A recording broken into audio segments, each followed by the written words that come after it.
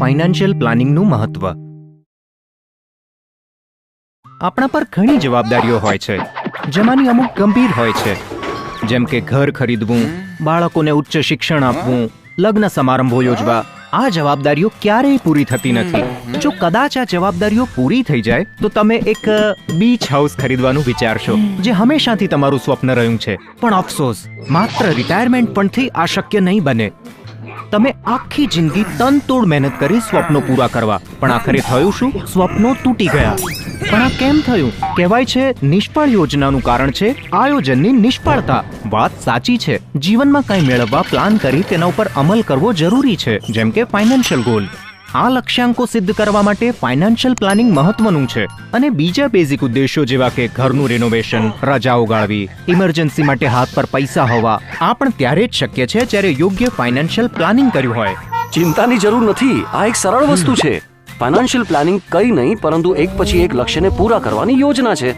Financial planning શા માટે કરવું જોઈએ? તેના ઘણા કારણો છે. માતા પિતાની જરૂરિયાતો, બાળકોના સપના અને બીજું ઘણું બધું. પરંતુ આ બધાની સાથે વધતી મોંઘવારીને ન ભૂલવી જોઈએ, જે તમારા લક્ષ્યને વધુ મોંઘા બનાવશે. બીજું કારણ, પ્રોફેશનલ વાતાવરણમાં ખૂબ જ સ્પર્ધા વધી ગઈ છે. વધુ ઇન્કમ હોવા છતાં પણ તેને અવગણવું ન જોઈએ. અર્થાત કે એમરજન્સી વખતે પૈસા હંમેશા હાથમાં હોય એવી વ્યવસ્થા પણ જરૂરી છે. આધુનિક મેડિકલ સુવિધાને કારણે માણસ લાંબુ નિવૃત્ત જીવન જીવી શકે છે, અને આ એક સારી વાત છે. માટે જ યોગ્ય ફાઇનાન્શિયલ પ્લાનિંગ એવું હોવું જોઈએ જેથી કરીને નિવૃત્ત થયા બાદ પણ આવક મળી રહે. ઇન્વેસ્ટમેન્ટની યોજનાઓ હંમેશા વધ્યા જ કરે છે, જેના માટે એક મજબૂત પ્લાન ખાસ જરૂરી છે, જેના થકી યોગ્ય ઇન્વેસ્ટમેન્ટ કરી પોતાના લક્ષ્યને સાધી શકાય.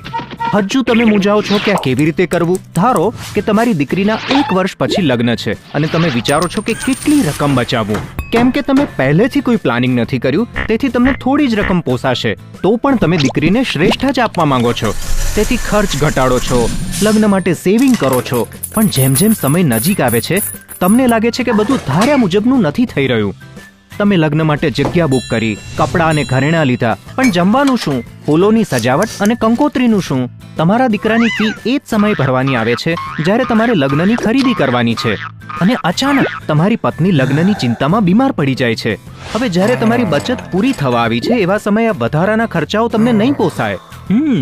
માટે જ એક સારું ફાઇનાન્શિયલ પ્લાન જરૂરી છે, જેથી તમે આ બધી ચિંતાઓથી તાણમુક્ત રહી શકો. એક મજબૂત પ્લાનથી યોગ્ય જગ્યાએ ઇન્વેસ્ટ કરીને તમે અચાનક આવેલી મુશ્કેલીઓનો સામનો કરી શકશો અને જીવનમાં આવતા પડકારોનો સરળતાથી ઉકેલ કાઢી શકશો.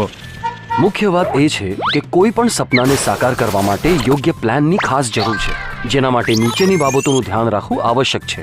ફાઇનાન્શિયલ એડવાઇઝર, જે વ્યક્તિની જરૂરિયાત અને ધ્યેયને સમજી યોગ્ય પ્લાન કરવામાં મદદ કરે. ઇન્વેસ્ટરના વ્યક્તિગત જોખમનું મૂલ્યાંકન કરવું, જે યોગ્ય ઠેકાણે ઇન્વેસ્ટમેન્ટ કરાવી તમારા ધ્યેયને સાધવામાં મદદ કરે. એસેટ એલોકેશન પ્લાન, જે યોગ્ય દિશામાં ઇન્વેસ્ટમેન્ટ કરવાનો પર્યાય દેખાડે. બચત કરી પોતાના લક્ષ્યને પૂરું કરવું. સમયસર અમલીકરણ અને ચકાસતા રહેવું જોઈએ. તો જોયું, આ યોજનાનો મુખ્ય ઉદ્દેશ્ય છે ઇન્વેસ્ટરને તેની ધ્યેય સિદ્ધિમાં મદદ કરવી અને યોગ્ય જગ્યાએ ઇન્વેસ્ટ કરાવવું. અને આ સાથે ધ્યાન રાખવું પડે છે સમય મર્યાદા, ટેક્સ, મોંઘવારી અને રિસ્કનું પણ. તો એક મજબૂત ફાઇનાન્શિયલ પ્લાનિંગથી તમે તમારી જવાબદારીઓ પૂરી કરી શકશો અને તમારા સ્વપ્નાઓને પણ પૂરા કરી શકશો. તો ચાલો, જેટલા ઈચ્છો તેટલા બીચ હાઉસના સપના જુઓ, પણ હા, તેના માટે ફાઇનાન્શિયલ પ્લાનિંગ કરો. આશા છે કે તમને આ વિડીયો જોવામાં આનંદ મળ્યો હશે. તો જોતા રહો. અમે તમને ઇન્વેસ્ટમેન્ટના અલગ અલગ કોન્સેપ્ટ્સમાં મદદ કરશું. તમે તમારો અભિપ્રાય અમને editor@templeton.com પર લખી જણાવજો. મ્યુચ્યુઅલ ફંડમાં રોકાણો બજારના જોખમોને આધીન હોય છે, જેથી સર્વ યોજના સંબંધિત દસ્તાવેજો કાળજીપૂર્વક વાંચી લેવા.